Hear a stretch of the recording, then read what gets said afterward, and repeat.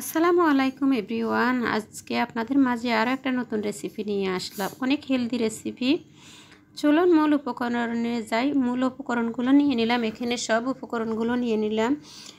উপকরণগুলো দেখে বুঝতে পারছেন রেসিপিটা কিসের হবে। রেসিপিটা অনেকটাই হেলদি, একবারে তেল মশলা ছাড়া এই রেসিপিটা। আপনারা ট্রাই করবেন, ইনশাল্লাহ ভালো লাগবে। প্রথমে আমি একটা ফ্রাই প্যানে দিয়ে দিলাম অল্প পরিমাণ তেল, রসুন কুচিগুলো কিছু সময় ভেজে নিব।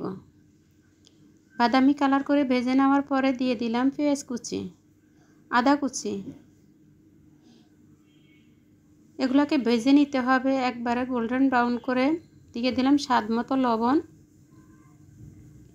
মটরশুঁটি, এখন কিন্তু বাজারে অ্যাভেলেবেল মটরশুঁটি পাওয়া যায়, তবে কিন্তু এই হেলদি রেসিপিটা ট্রাই করবেন, ইনশাআল্লাহ নিরাশ হবেন না। লুৎফাস কিচেন রান্নাঘরে মানুষ কখনো নিরাশ হয় না।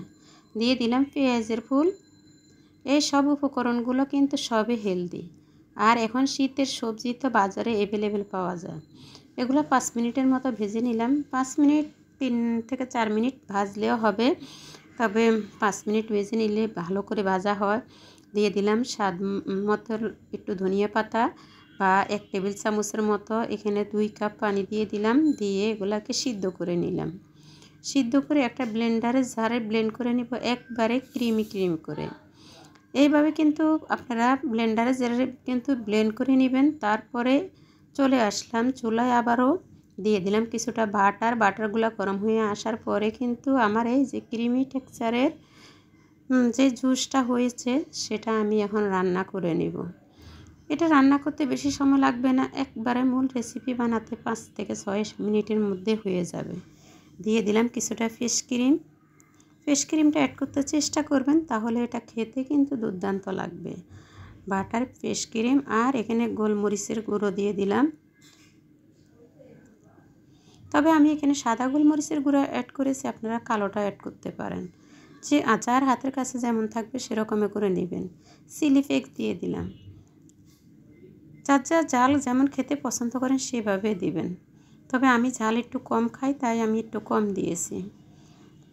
এটা একটু বলক উঠে আসা পর্যন্ত একটু অপেক্ষা করতে হবে। বলক উঠে আসার পরে এটা আমি পরিবেশন করে নিচ্ছি। এই রেসিপিটা একবার ট্রাই না করলে ভুল করবেন। এখন ফিশ ক্রিম দিয়ে একটু ডেকোরেশন করে নিলাম চিলি ফ্লেক্স দিয়ে। দুর্দান্ত মজার রেসিপিটা খেলে কখনো ভুলবেন না, আর বারে বারে বানাতে মন চাইবে। ইনশাআল্লাহ এখানে বিদায়, আল্লাহ হাফেজ।